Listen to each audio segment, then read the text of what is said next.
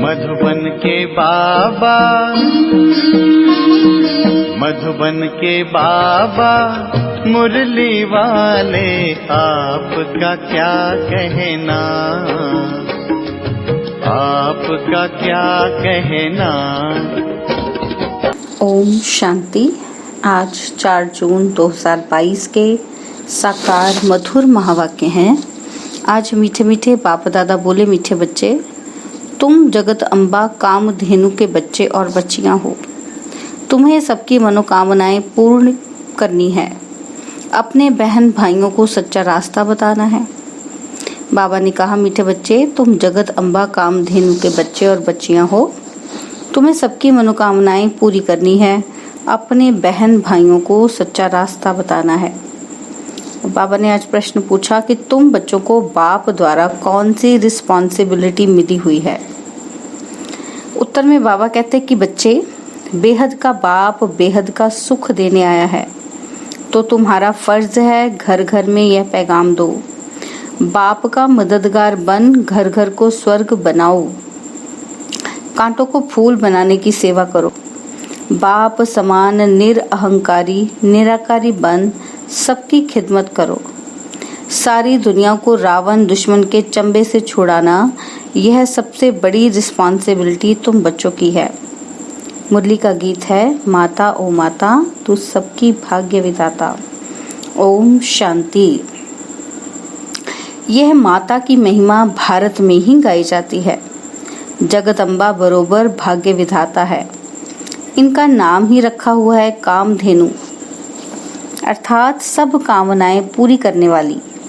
यह वर्षा उनको कहाँ से मिलता है? शिव बाबा द्वारा जगदम्बा और जगत पिता को वर्षा मिलता है। बच्चों को यह निश्चय हुआ है कि हम आत्माएं हैं, आत्मा को देख नहीं सकते हैं, जान सकते हैं। जीव और आत्मा है। आत्मा अविनाशी है, शरीर तो विनाशी है, जो इन आंखों से देखा जाता है। आत्मा का साक्षात्कार होता है। कहते हैं विवेकानंद को आत्मा का साक्षात्कार हुआ, परंतु समझ न सका। बच्चे समझते हैं हम अपनी आत्मा का साक्षात्कार करेंगे तो जैसे बाप का भी करेंगे। जैसे आत्मा है वैसे ही आत्माओं का बाप है, कोई फर्क नहीं है। बुद्धि से जाना जाता है यह बाप है, यह बच्चा है। सभी आत्माएं उस बाप को याद करती हैं। इन आंखों से तो ना अपनी आत्मा को ना बाप की आत्मा को देख सकते हैं। वह है परमात्मा, परम धाम में रहने वाला सुप्रीम परमात्मा। भक्ति मार्ग में भी 9 भक्ति करते हैं तो उनको साक्षात्कार होता है। ऐसे नहीं कि उनकी आत्मा इस शरीर में इस समय है, नहीं, उनकी आत्मा तो पुनर्जन्म में चली गई। भक्ति मार्ग में जो जिस जिस भावना से जिसको पूजते हैं उनका साक्षात्कार होता है। ढेर चित्र बैठ बनाए हैं जिसको गुड़ियों की पूजा कहा जाता है। भावना रखने से अल्पकाल सुख का भाड़ा थोड़ा मिल जाता है। तुम्हारी बेहद सुख की बात ही निराली है। तुम जानते हो हम स्वर्ग की बादशाही लेते हैं। भक्ति से कोई स्वर्ग में नहीं जाते। जब भक्ति मार्ग पूरा होता है, अर्थात दुनिया पुरानी होती है, तब ही फिर कलयुग के बाद सतयुग नई दुनिया आएगी। कोई की बुद्धि में नहीं बैठता। सन्यासी भी कहते हैं कि फलाना ज्योति ज्योत समाया, परंतु ऐसे है नहीं। तुमको अब ईश्वरीय बुद्धि मिली है जिसको श्रीमत कहते हैं। अक्षर कितने अच्छे हैं। श्री श्री भगवानुवाच, वही स्वर्ग का मालिक अर्थात नर से नारायण बनाते हैं। तुम श्रीमत से विश्व का राज्य पाते हो। श्री श्री 108 के माला की बहुत महिमा है। 8 रत्नों की माला होती है। सन्यासी लोग भी जपते हैं। एक कपड़ा बनाते हैं, उसको गौमुख कहते हैं। अंदर हाथ डाल माला फेरते हैं। बाबा कहते हैं निरंतर याद करो, तो उन्होंने फिर माला फेरने का अर्थ उठा लिया है। बच्चे जानते हैं अब पारलौकिक बाप ने आकर हमको अपना बनाया है ब्रह्मा के द्वारा। प्रजापिता ब्रह्मा है तो प्रजा माता भी है। जगदम्बा को जगत की माता और लक्ष्मी को विश्व की महारानी कहा जाता है। विश्व अम्बा कहो व जगदम्बा कहो, बात एक ही है। तुम बच्चे हो तो ये कुटुंब हो गया। तुम बच्चे भी सबकी मनोकामनाएं पूरी करने वाले हो। जगदम्बा के तुम हो बच्चे और बच्चियां। बुद्धि में ये नशा रहता है कि हम अपने बहन भाइयों को रास्ता बतावें। बहुत सहज है। भक्ति मार्ग में तो तकलीफ बहुत है। कितने हठ योग प्राणायाम आदि करते हैं, नदी में जाकर स्नान करते हैं, बहुत तकलीफ लेते हैं। अभी बाप कहते हैं कि तुम थक गए हो। ब्राह्मणों को ही समझाया जाता है जो समझते हैं कि निराकार परमपिता परमात्मा से हमारा क्या संबंध है।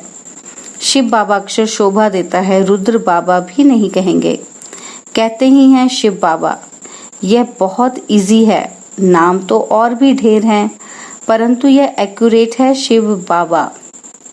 शिव माना बिंदी, रुद्र माना बिंदी नहीं।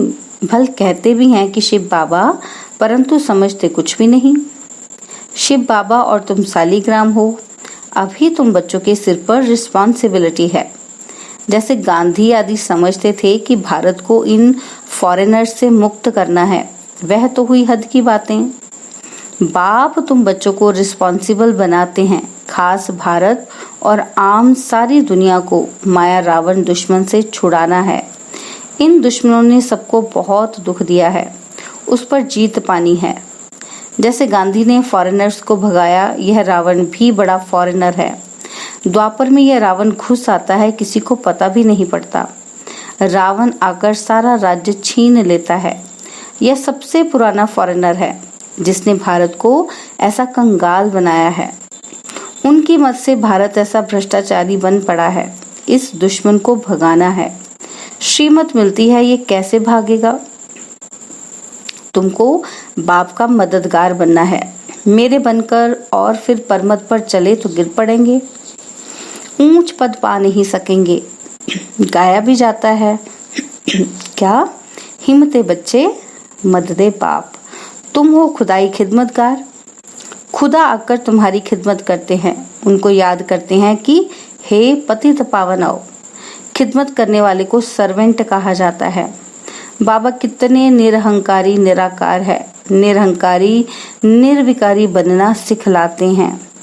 आप समान बनाकर कांटों को फूल बनाना है। गारंटी की जाती है कि हम विकारों में नहीं जाएंगे। ये है सबसे पुराना दुश्मन, इन पर ही जीत पानी है। कोई कोई तो लिखते हैं बाबा हमने हार खाई, और कोई तो बतलाते भी नहीं। एक तो नाम बदनाम करते हैं, सतगुरु की निंदा कराते हैं, तो वह अपना ही नुकसान करते हैं। तुम बच्चे जानते हो कि अभी हम शिव बाबा के पोत्रे पोत्रियां हैं। प्रजापिता ब्रह्मा के बच्चे हैं। ब्रह्मा भी वर्षा शिव बाबा से लेते हैं, तुम भी उनसे लेते हो। बच्चे जानते हैं कि बाबा से कल्प पहले वर्षा लिया था। आत्मा समझती है आत्मा ही एक शरीर छोड़ दूसरा लेती है। शरीर का नाम पड़ता है। शिव बाबा तो सिर्फ नॉलेज देने के लिए लोन लेते हैं। शिव भगवानुवाच ब्रह्मा के तन द्वारा। बाकी जास्ती बातों में जाने की दरकार नहीं है। आत्मा निकल जाती है, फिर क्या होता है, कैसे आती है, इन बातों में भी जाने से कोई फायदा नहीं। यह तो साक्षात्कार है। जो कुछ भी होता है साक्षात्कार है। सूक्ष्म वतन का रास्ता अभी खुला हुआ है, बहुत आते जाते हैं। इसमें ज्ञान योग की कोई बात नहीं है। भोग लगाते हैं, आत्मा आती है, खिलाते पिलाते हैं, ये सब है चिट चैट। बाप का बच्चों पर बहुत लव है। तुम बच्चे कहते हो कि बाप दादा हम आए हैं। शिव और प्रजापिता ब्रह्मा है। ब्रह्मा को कहते ही हैं ग्रेट ग्रेट ग्रैंडफादर। कितना बड़ा सिजरा है, इनको शिव बाबा तो नहीं कहेंगे। यहाँ यह मनुष्यों का सिजरा है। यह कॉर्पोरियल की बात है। सभी बिरादरियों से यह पहला नंबर मुख्य बिरादरी गाई जाती है। बड़ा नाटक है ना। अब बच्चे अच्छी रीति समझते हैं, कोई नहीं भी समझते होंगे। इतना तो समझते होंगे कि बरोबर शिव बाबा सबका बाप है। वर्षा मिलना है दादे से, इनको भी उनसे मिलता है। अच्छा ब्रह्मा को भी भूल जाओ, सगाई हो गई, बाकी क्या। फिर दलाल को याद नहीं किया जाता। यह दलाल है, सगाई कराते हैं। कहते हैं बच्चे आत्माओं से बात करते हैं। आत्मा याद करती है कि बाबा आकर हमको पावन बनाओ, और बाबा कहते हैं मुझे याद करो तो तुम पावन बनते जाएंगे, और कोई उपाय नहीं है। शांति धाम से फिर तुमको स्वर्ग में भेज देंगे। यह है पियर घर और वह है ससुर घर। पियर घर में जेवर आदि नहीं पहनते हैं, कायदा नहीं है। यह तो आजकल फैशन हो गया है। इस समय तुम जानते हो कि हम ससुर घर जाकर यह सब पहनेंगे। शादी के समय कन्या का पहले सब उतार देते हैं, पुराने कपड़े पहनते हैं। तुम जानते हो बाबा हमको श्रृंगार कर रहे हैं ससुर घर ले जाने के लिए। ससुर घर में 21 जन्म हम सदा के लिए रहेंगे। हाँ, उसके लिए पुरुषार्थ करना पड़े, पवित्र रहना पड़े, गृहस्थ व्यवहार में रहते कमल फूल समान रहना है। यह अंतिम जन्म है। बाप समझाते हैं पहले अव्यभिचारी सतो प्रधान भक्ति थी, अब तमो प्रधान हो गई है। बॉम्बे में गणेश की पूजा होती है, लाखों खर्च करते हैं, देवताओं को क्रिएट कर उनकी पालना कर फिर डुबो देते, विनाश कर देते। अभी तुम बच्चों को वंडर लगता है। तुम समझा सकते हो यह क्या रस्म रिवाज है। देवी को जन्म दे, पूजा कर, खिला पिलाकर, श्राद्ध माना कर फिर डुबो देते हैं। वंडर है। तुलसी की शादी कृष्ण से दिखाते हैं, बड़े धूमधाम से शादी करते हैं। फॉरेनर्स ऐसी बातें सुनते तो समझते हैं शायद ऐसा होता होगा। क्या क्या बैठ बातें बनाई है। यहाँ तो जुआ आदि की कोई बात नहीं है। वह तो कह देते हैं कि पांडवों ने जुआ खेला, द्रौपदी को दाव पर रखा। क्या क्या बातें बनाई हैं। इससे राजयोग की बात तो बिल्कुल गुम हो जाती है। अब बाप कहते हैं मुझे याद करो। यह तो बिल्कुल सहज है। बुद्धि में आना चाहिए कि हम 21 जन्मों के लिए स्वर्ग क्षीर सागर में जाते हैं। अभी यह है विषय सागर। विषय सागर से निकल फिर क्षीर सागर में तुम जा रहे हो। तुम्हारी है नई बातें, मनुष्य सुनकर वंडर खाएंगे।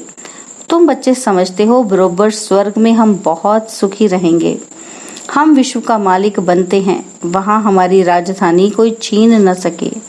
अब तो कितनी पार्टीशन है, लड़ते रहते हैं। तुम बच्चों को समझाना है तुम्हारा असल दुश्मन है रावण। इन पर तुम कल्प कल्प जीत पाते हो। माया जीते जगत जीत बनते हो। यह है हार जीत का खेल। तुम जानते हो हम विजय जरूर पहनेंगे, फेल नहीं हो सकते। विनाश सामने खड़ा है, रक्त की नदियां बहेंगी। कितने नाहक मरते। नर्क अथवा भ्रष्टाचारी पतित दुनिया कहा जाता है। गाते तो हैं पतित पावन आओ। बाप कहते हैं जैसे तुम आत्मा स्टार हो, मैं भी स्टार हूँ। हम भी ड्रामा के बंधन में बांधे हुए हैं। इनसे कोई भी छूट नहीं सकते। नहीं तो मुझे क्या पड़ी है जो इस पतित दुनिया में आऊं। मैं तो परम धाम में रहने वाला हूं ना। इस ड्रामा में हरेक अपना अपना पार्ट बजाते हैं। कोई फिक्र की बात नहीं। यहाँ तुम फख्र में बेफिक्र रहते हो, बिल्कुल सिंपल। बाप कोई तकलीफ नहीं देते हैं, सिर्फ याद करना और कराना है। बेहद का बाप बेहद का सुख देने आए हैं। घर घर में तुमको निमंत्रण देना है। इतना काम करना है। तुम बच्चों पर भारी रिस्पॉन्सिबिलिटी है। माया भी देखो एकदम सत्यानाश कर देती है। भारत कितना दुखी हो गया है। दुख माया ने दिया है। अब तुम बच्चों को बाप की मदद कर कांटों को फूल बनाना है। तुम जानते हो हमारे इस ब्राह्मण कुल में किस किस प्रकार के फूल हैं। सर्विस करेंगे तो पद भी पाएंगे, नहीं तो प्रजा में चले जाएंगे। मेहनत है ना।